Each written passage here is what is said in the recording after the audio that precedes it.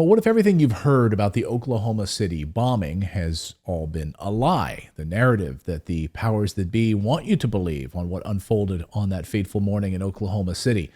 Our next guest is an investigative journalist, Derrick Broze. He has a new series of documentaries called The Pyramid of Power, which is examining all of those individuals who are working behind the scenes that actually control us. We talk about the deep state, but who are these people and how exactly are they controlling us? Today, I specifically wanted to talk about a big piece of his documentary, the Oklahoma City bombing, because I think this is a narrative, this is a story that many of you probably don't know. And so we decided to welcome Derrick here on the show to have a deep dive discussion about this. Derrick, welcome into Redacted. Great to see you. Yeah, thank you for having me back, Clayton. Welcome back here. And you've been doing some amazing work. Before we get into Oklahoma City specifically, can you tell our audience about this series of videos that you've been putting together, the series of documentary videos? And you can visit the pyramidofpower.net, which is the website, to see all of the videos in sequence. I have to say, I watched your episode on false flags and was just blown away by it. So how did this idea come about? Yeah, thank you for that, Clayton. So originally the idea for this was a 2.5 hour presentation I was giving as I was doing talks across the United States back in 2018.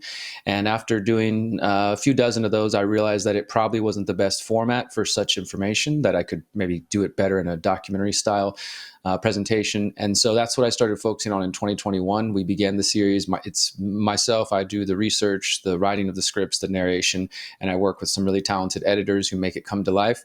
And the idea was that each episode, in terms of the documentary specifically, each episode would aim to be 30 minutes or less, so we could kind of make it for the Netflix generation, make it bingeable. And if you get sucked into one, maybe you watch the whole series, and by the end of it, your whole worldview is shifted.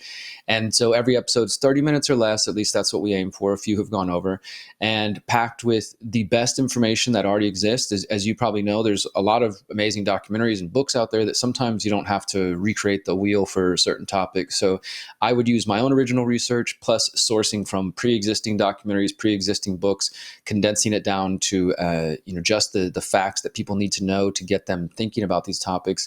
And then every episode also ends with suggested solutions for each different topic, and then recommended reading, recommended watching for those who want to go deeper into their journey. And so this latest one is chapter 14, the false flag deception. So we've been working on it now for 3 years, and there's going to be 17 episodes in total. The final episode, 17, will answer the question, who or what is at the top of the pyramid, where I will continue to interview different researchers and journalists. In this one, false flag deception, we feature some discussion with G. Edward Griffin, who's, of course, long-time researcher, been doing this since the 1950s. And I have a lot of other people, Whitney Webb and others, featured in previous episodes. And so that final episode, we're going to try to see what does everybody think is at the top, who is at the top, and of course I will offer my own view. But the whole goal is this is just meant to be a way to wake people up in another fashion, because some folks will watch 3-hour conversations, some folks will watch a 5-hour documentary or read a 500-page book, but some won't. They'd rather it be packaged in a format that's a half hour or less, and that's really what I was aiming for with this. Well, great work on this. And so today I really wanted to dive deep into Oklahoma City. Now, this is I remember where I was on that particular morning. I think a lot of Americans do. They have an awareness about whether maybe their teacher came into the classroom that day and told them what just unfolded. You learned about it. And we were all told a certain story about what happened on that fateful morning in Oklahoma City, the narrative that we were all told that the mainstream media ran with. And maybe you can paint a picture. Before we get into your work on this, what is the narrative that we were all told? Like, what is the sort of, maybe I could say, fabricated version of events that we've all swallowed and been told, and maybe even, makes up many Wikipedia pages?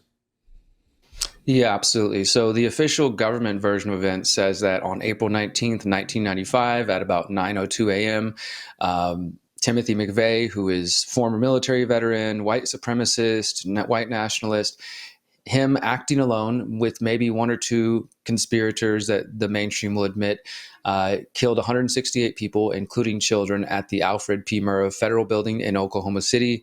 The story is that he parked a moving truck fertilizer bomb, and he parked it on the outside of the building and blew up the whole front face of the building, and as I said, killed over 150 people.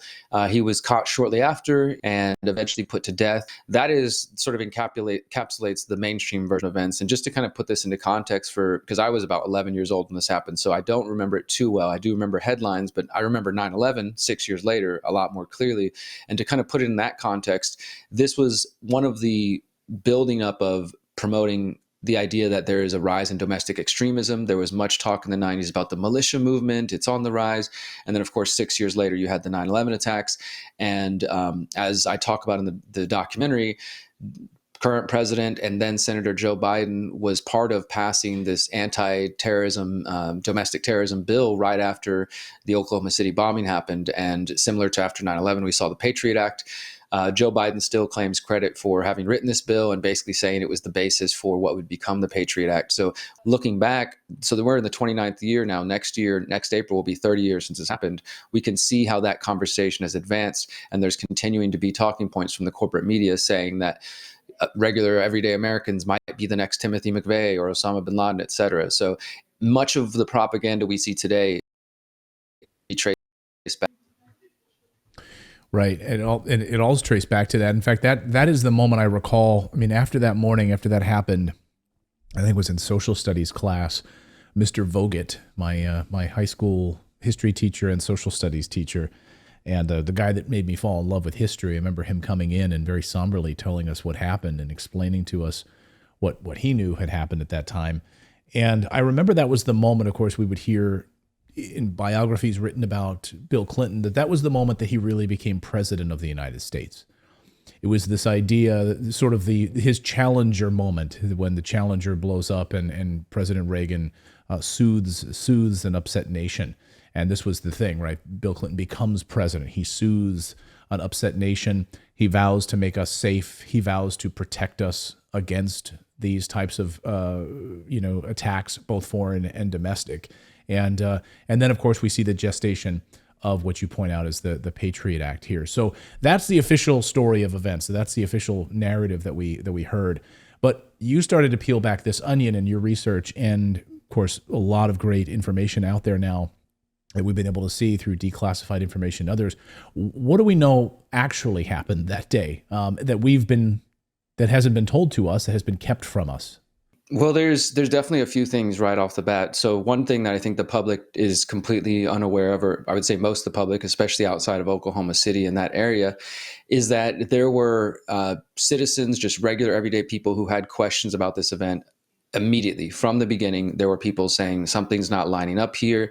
Those include a now deceased police officer, Terry Yeakey. We can talk about him, but also representatives. There's a man named Charles Key, who is a former Republican member of the Oklahoma House of Representatives. He served 2, maybe 3 different terms.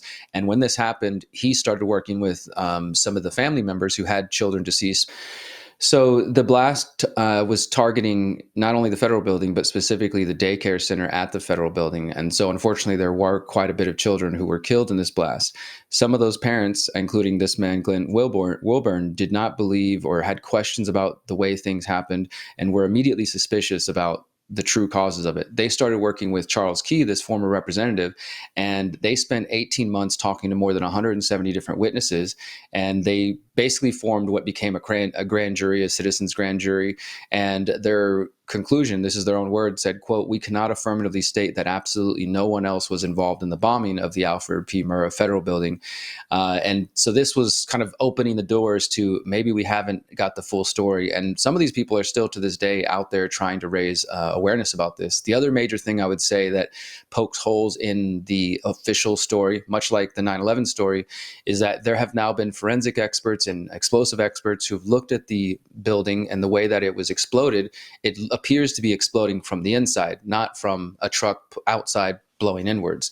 And of course, that would indicate that there may have been explosives inside the building. And of course, that would indicate pre-planning, access to the building, things that, as far as we're told, Timothy McVeigh never had access to. So that opens up all kinds of questions about, did he have these other co-conspirators? Was somebody within the building? There's other things like federal agents saying publicly that they received text messages to not go to work that day, which is also a similar thing people have said about 9/11. So there appears to have been some level of foreknowledge within some level of the federal government. I don't claim to know who, but somebody knew something was going to happen, and the message was passed along to certain agents who were told not to go to the work that day, which obviously indicates prior knowledge. So those two things alone, like the blast pattern, advanced warnings, those sort of were the beginning of the larger investigation, which then gets into Officer Terry Yeakey, gets into these co-conspirators related to Timothy McVeigh and why none of them are ever brought up into the conversation. I think he has Terry Nichols is the only other one that was publicly admitted to, and he got a smaller sentence. I don't think he was put to death, but there are even more people beyond that. There's video of Timothy McVeigh getting out of the Ryder truck, so he was on site. We know that for sure, and other people leaving with him. A man in a hat, a ball cap that there's pictures of. There was witnesses getting pictures drawn of him that were in the news beginning, but right after the first couple of days, the story starts shifting, and all of a sudden it's all focused on Timothy McVeigh. Again, much like the 9/11, where in the beginning there's a lot of conversations about bombs in the buildings, et cetera, and then it's all Osama bin Laden. We saw a very similar shift in the media after the first couple of days of certain questions coming out and making it to the surface. The narrative was then kind of narrowed down to just Timothy McVeigh. It's remarkable, isn't it, how this happens, right? There was a lot of individuals, of course, on 9/11 who were speaking to news cameras, saying, we heard the explosions. We saw they were clearing people out because they knew that explosions were happening. And that stuff just like disappears, absolutely disappears. As you point out in your piece, the news narrative, the local news stations were also asking the same thing. There's eyewitnesses, there's other individuals, and there were clearly, it seemed like there was more than one person. It was more than just Timothy McVeigh. And then suddenly, overnight, miraculously, all of those news stations just changed their story. And they all followed one similar narrative, except for one news station, which kept on, I think Channel 4 in Oklahoma City actually kept on the story. But it is remarkable. Do we know who spoke to them? Do we have any information as to who might have reached out to those local news stations to saying, here's the story, don't make people panic about other individuals, it's just Timothy McVeigh? As far as like U.S. government officials who were perpetuating that narrative? Yeah, or anyone who might have reached out to these news directors of these news stations to make them change their story? I don't personally have any direct knowledge of who was involved in that, but I mean, we need to look at, of course, at the time Bill Clinton was president. You had, I think it was Ashcroft was the head of the FBI at the time, maybe still in there, if not him, his predecessor.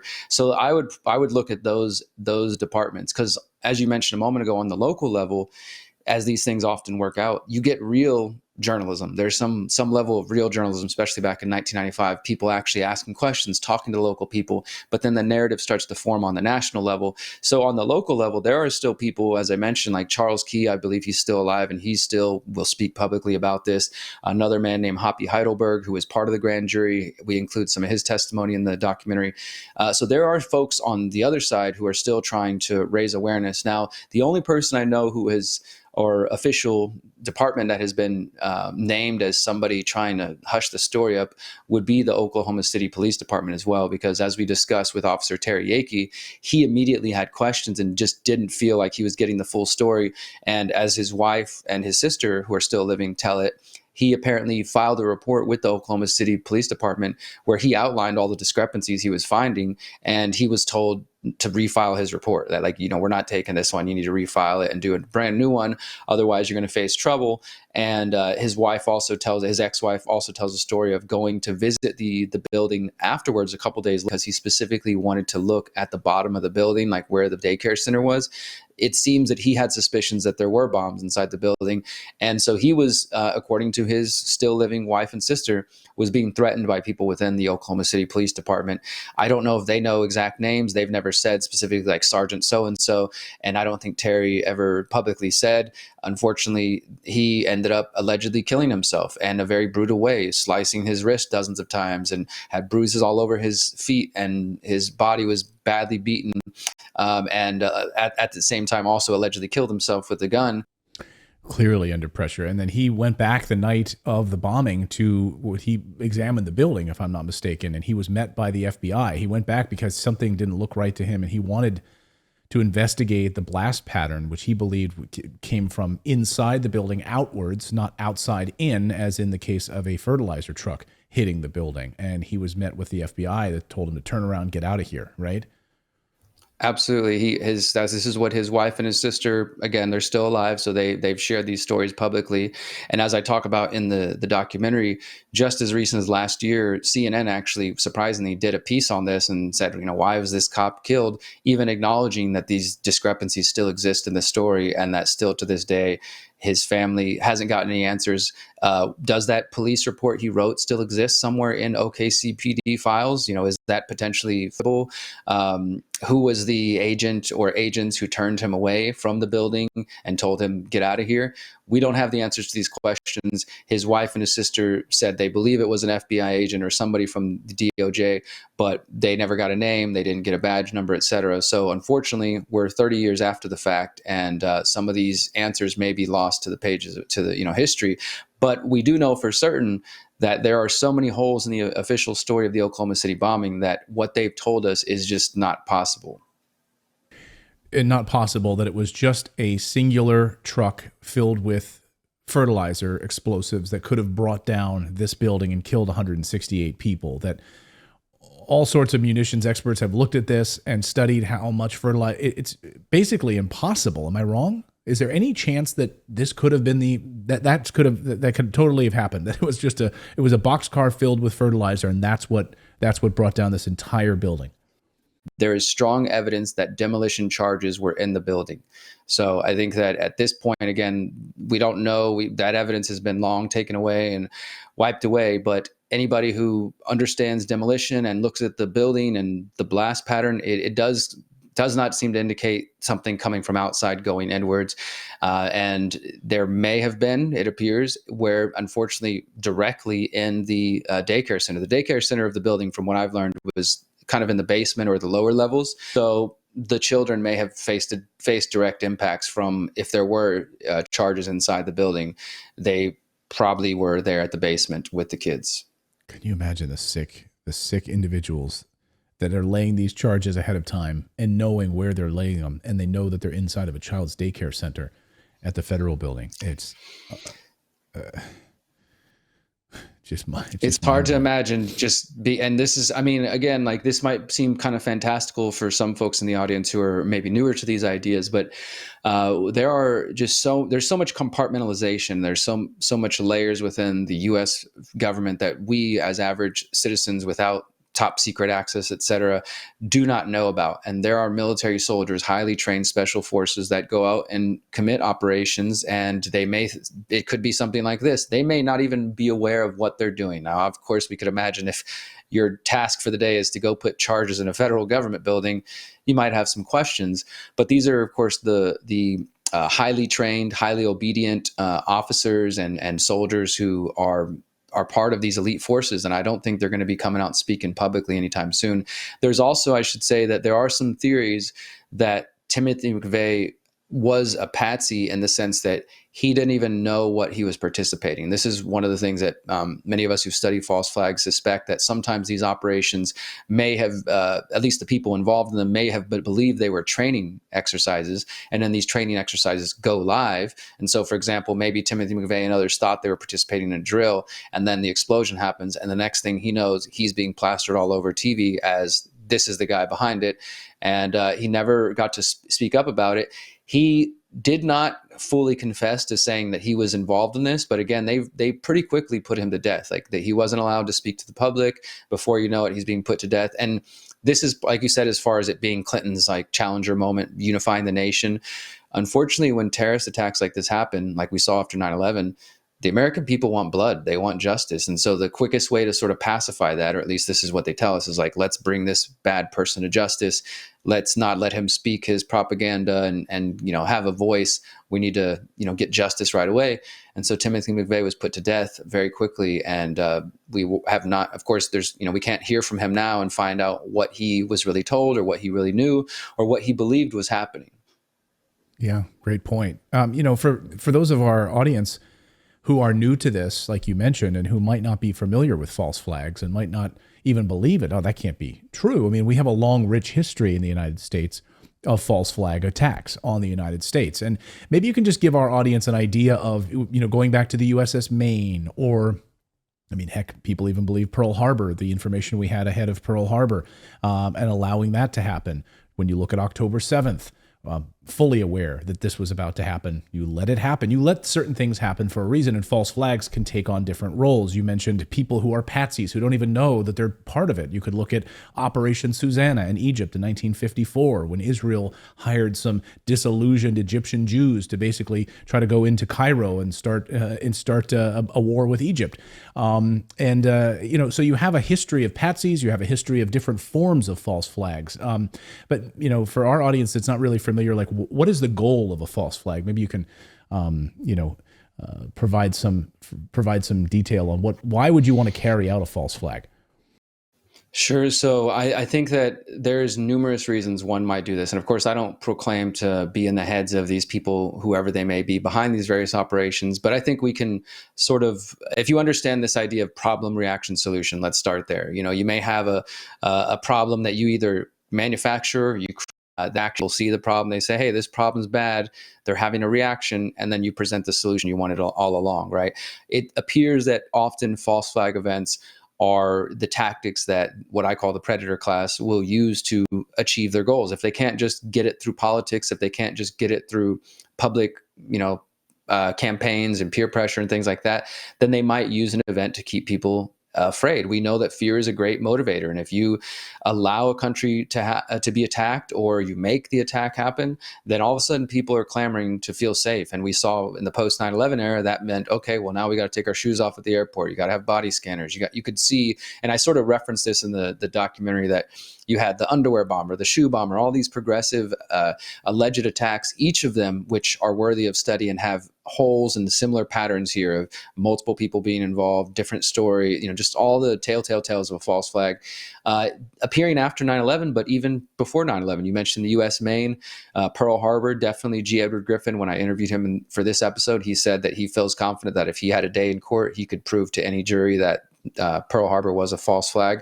Now, the differences between some of these in the community, there's sometimes reference to MIHOP or LIHOP. And MIHOP is made it happen on purpose and let it happen on purpose, right? And I don't know if any of us 100% know which one is which, but we often look at these events and it's like, okay, like you said with October 7th, clearly they let it happen. They let it happen on purpose. Intelligence was there. And you would say, well, why would they want their own people to be attacked? For the very reason we're seeing now, to justify going and achieving, pushing people out of Gaza or whatever their goals are, right? So you have a problem, reaction, solution. And the other one would be made it happen on purpose, right? So you maybe the terrorists are funded by you, or you set up a patsy like Timothy McVeigh and you blow up a building, or you make it appear that way, right? And then again, you get to pass some new legislation, you get to push this, there's domestic terror in the air. American people now have an appetite for war. We saw that in the post 9/11 era. So I tend to look at these major world events. I don't think it's useful to just call everything a false flag. There are dozens upon dozens of examples. I've even seen people go back and doing the research on the Spanish-American War and elements of false flag tactics as far back as then. So this is a historical tool used by militaries, and I try to explain some of that in the episode as well, because the name itself even is just like, if I was I'm coming to attack you, I would fly a false flag, a fake flag of maybe an ally of yours. So you would assume from a distance, okay, this is friendly people, and then as closer, I attack you, right? So it's attack under false pretenses. Now, this term has kind of evolved to where we are now, where there's an attack on a nation or attack on individual, and it's blamed on one party, but that is a false flag being shown while the real perpetrators are hiding behind the scenes. I don't want to put you on the hot seat here, I mean, as a journalist, but I think if you and I were having a beer and having a discussion about what you think actually happened on the morning of in Oklahoma City, what do you think actually happened? I think there was a tactical team of, I mean, I don't know the proper terminology, but let's just say some highly elite military soldiers, which McVeigh may have been connected to. He may have been a part of some elite unit that some of whom maybe knew what was going on, others who maybe have no idea. But of course, they're sworn to secrecy, non-disclosure agreements. You can be court-martialed. And a lot of these soldiers, again, at this level, truly, I think, believe in whatever it is they're doing. They're just, kind of mercenaries at that point, and maybe don't care what the outcome was. So I think there was some sort of elite team that went in there with McVeigh, as we've seen multiple pictures and images of other men arriving with him and people leaving the buildings. Like there's some great books out there if people want to dive further into that. And these charges were already in the building. The explosive, the fertilizer thing may have never even went off. It might have just been a whole show. The explosion happens, the truck's there, the truck gets exploded, and the fertilizer is just sort of a misdirection from the fact that there were explosives and charges in the building. And then again, after that, Bill Clinton gets to say this is proof that there is the militia movement, domestic extremists. They signed the Domestic Terror Act in 1995, and the narrative advances further until 6 years later, 9/11 happens. So I absolutely believe this was some type of operation. I can't claim to know. Maybe it didn't come from Bill Clinton. It didn't come from the presidency.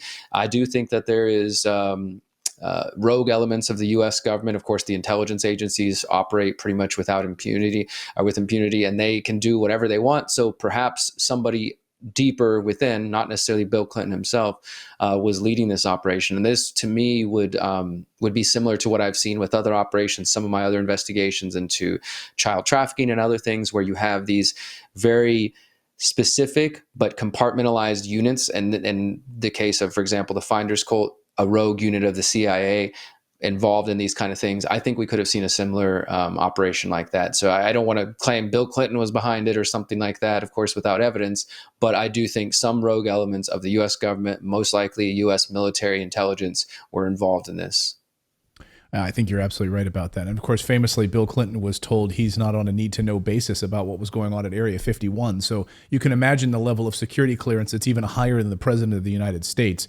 A lot of the time, these guys are just there. They're there for 4 years. There's a deep permanent government in Washington that's going to be there for 30 years. Yep. Whether Bill Clinton's there or not, he's there 4 years, 8 years, he's gone. Amazing work. I could talk about this all day. This is like my weekend reading. I'm sitting there reading a book on the USS Liberty over the weekend and reading about false flag attacks and understanding what NATO's death armies are doing across Europe. So I find it utterly fascinating. And I think you're right. I think people compartmentalize this stuff. I hope more people wake up to this. We've been a big champion of trying to shine a light on child trafficking here on this show. And it is, to me, the United States is the greatest purveyor of child sex trafficking anywhere in the world. How is that allowed to happen? How is the United States government facilitating this? And why are we not doing anything more about it? People, I think, compartmentalize. They shut down. They don't want to hear about it. But we need to. We need to shine a light on the darkest parts of our history, present and past, I would say. And Derrick Broze, you're doing an amazing job as a journalist, and great work on the new documentary series. I encourage everyone to go over to thepyramidofpower.net. We'll link it up in the show description so people can go through and take them in bite-sized chunks, watch 30 minutes, watch all of them. And I think your eyes will be opened. Derrick, great to see you. Thank you so much for your great work, and thanks for coming back to the show. Thanks for having me on, Clayton. I appreciate it.